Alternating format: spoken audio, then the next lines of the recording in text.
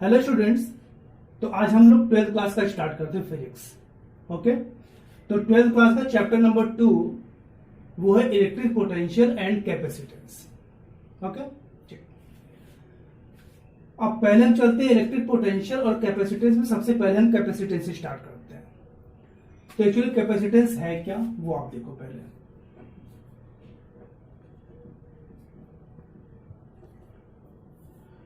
Capacitance जैसे general life में आप बोलो तो कंडेंसर होता है, जैसे फैन होता है ना, तो फैन में आप देखो कंडेंसर लगा होता है।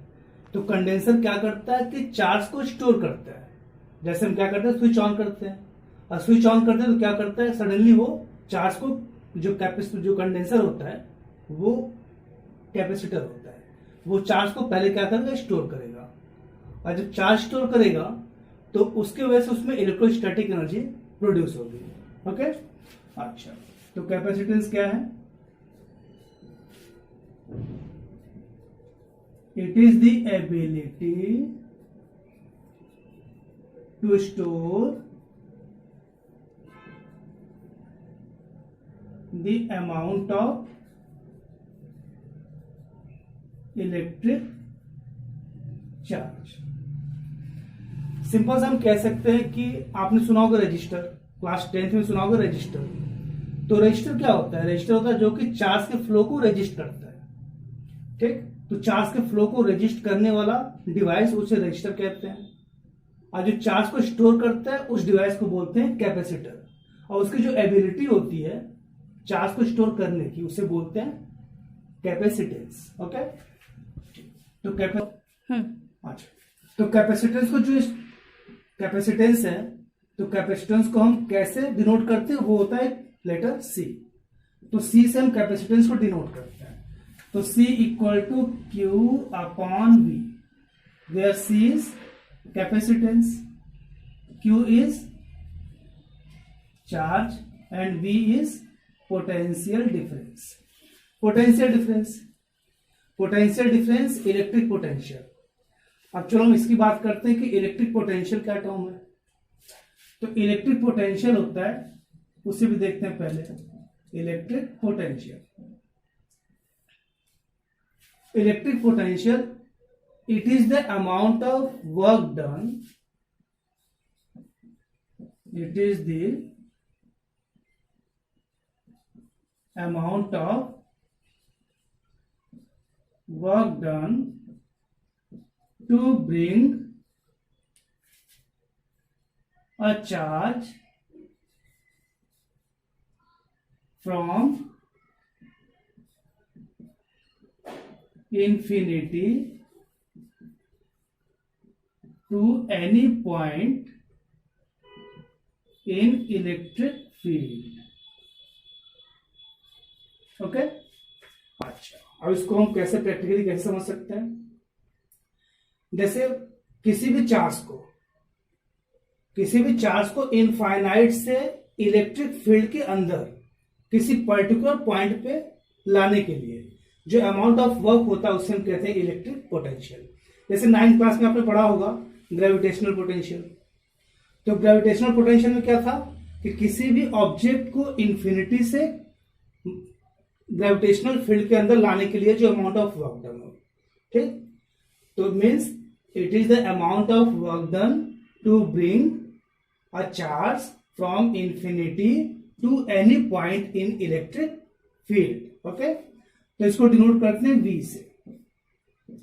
तो V equal to W infinity to A upon Q naught. Okay, तो V क्या हो गया? Electric potential. तो electric potential it is the amount of work done to bring a charge.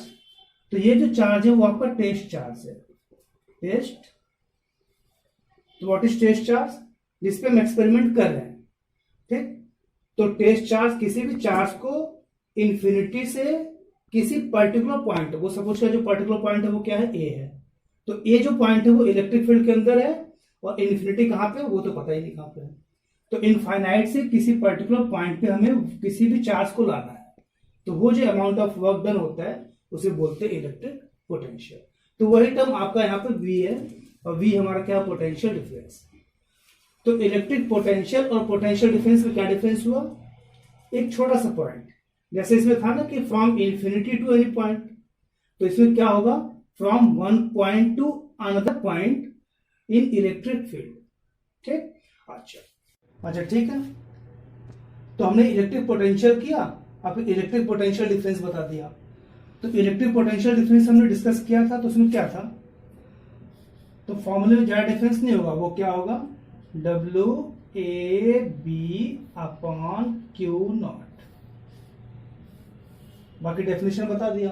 तो डेफिनेशन में क्या था, it is the amount of work done to bring a charge from one point to the another point in electric field. Okay, अच्छा, तो एक point A हो गया और जो सेकेंड पॉइंट हो गया B.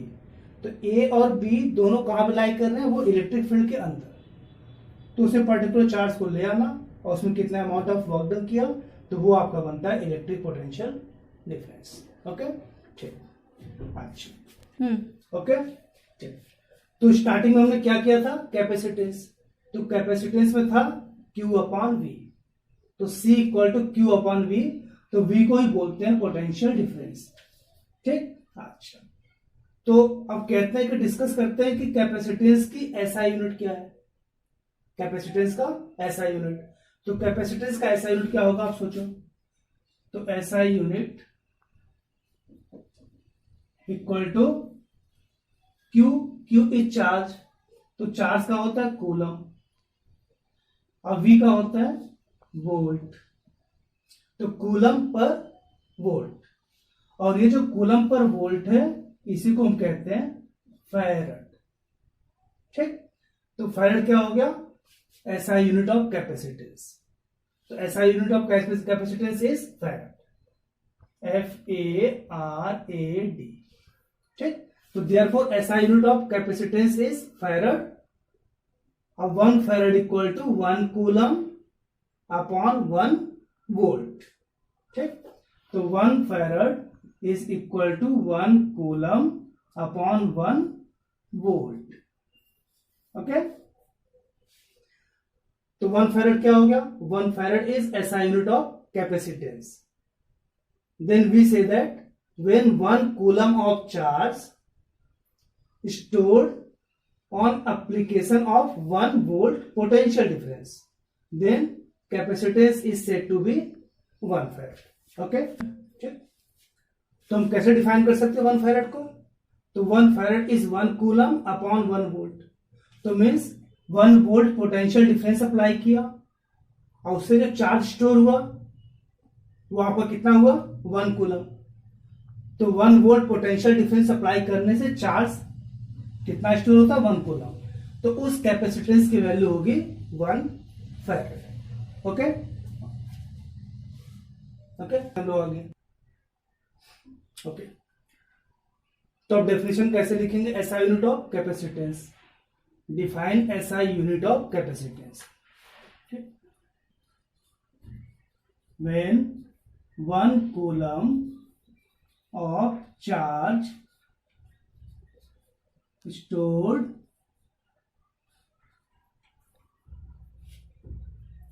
on applying 1 volt potential difference, then capacitance is said to be 1 farad. So means 1 coulomb of charge stored on applying 1 volt potential difference, then capacitance is said to be 1 farad. अच्छा,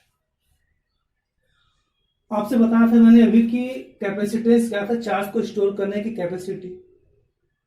तो अब ये charge को store करने के बाद उसके बाद कहा था कि वो जब चार्ज को स्टोर करेगा तो वो इलेक्ट्रोस्टैटिक एनर्जी प्रोड्यूस करता है, ठीक, जनरेट करता है। तो इलेक्ट्रोस्टैटिक एनर्जी प्रोड्यूस करता है, ठीक। तो उसके बेस पे कुछ टर्म्स हैं, वो है आपका एक टर्म है पैरेलल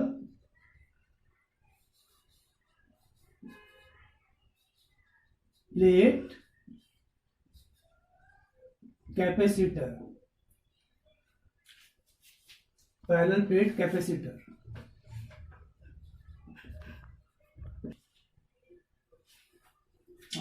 तो हम स्टार्ट करते हैं पैरेलल प्लेट कैपेसिटर।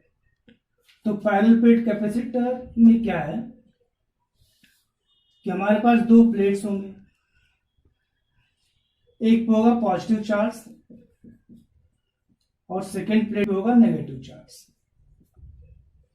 तो जो नेगेटिव चार्ज वाला पार्ट है उसको हम करते हैं अर्थिंग। ठीक, ये सिंबल आपका किसका है, ये अर्थिंग दिखा शो करता है। ठीक, तो इस पे है सिग्मा। सिग्मा क्या है, सिग्मा को बोलते हैं surface charge density. Sigma is surface charge density. ये जो टर्म्स है वो आपको फर्स्ट चैप्टर में बताऊंगा मैं, जो भी है। तो सरफेस चार्ज डेंसिटी होता है बेसिकली कि चार्ज को एरिया वाइज कैसे डिस्ट्रीब्यूट किया जाए।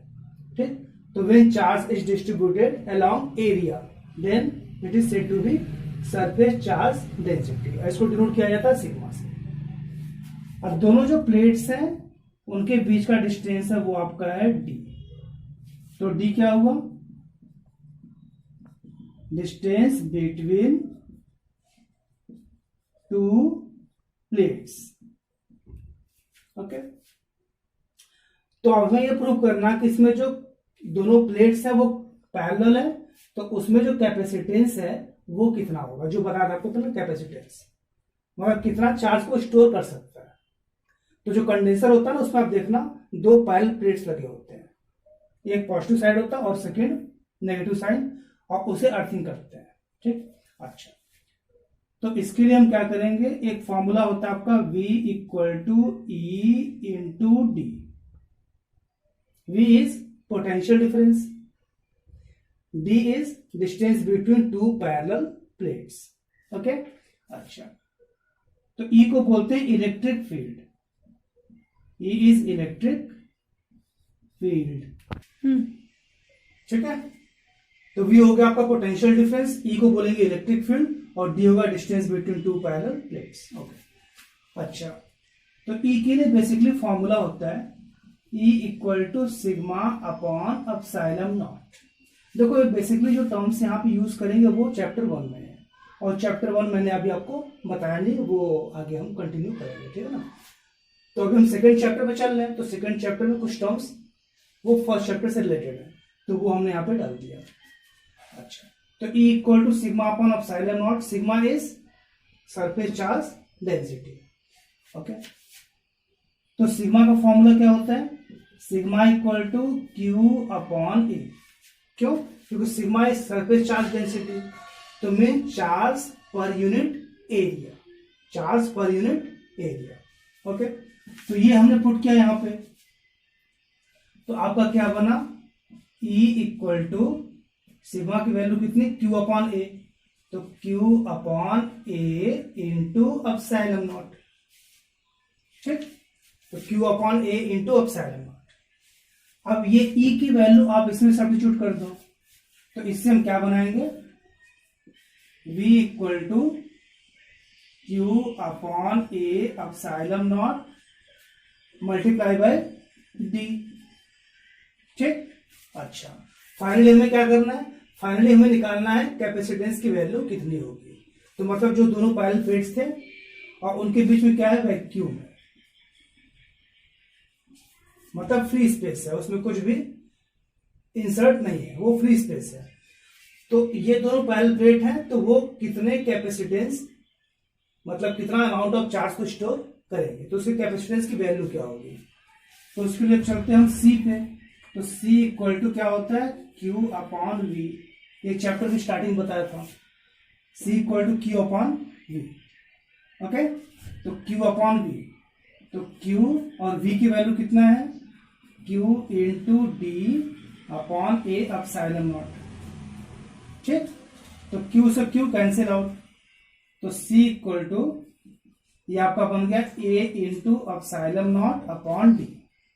तो ये आपका फॉर्मूला बनता है, इसको आप C नॉट से डिनोट कर दो। Not Q, C naught means capacitance of parallel plate capacitor in case of vacuum. ठीक, मतलब दोनों प्लेट के बीच में कोई स्पेस नहीं है, वो फ्री स्पेस है। ठीक, तो उस केस में जो कैपेसिटेंस होगा यानी कि कितना अमाउंट ऑफ चार्ज ने स्टोर किया, तो उसके लिए फॉर्मूला ये बना। ठीक, तो ये आपका होगा पैरेलल प्लेट कैपेसिटर का कंप्लीट डेरिवेशन। ठीक, तो नेक्स्ट टॉपिक हम नेक्स्ट वीडियो में तैयार करते हैं। ठीक, वो आपको फिर नेक्स्ट में वीडियो में मैं आपको बताऊंगा। Okay, thank you.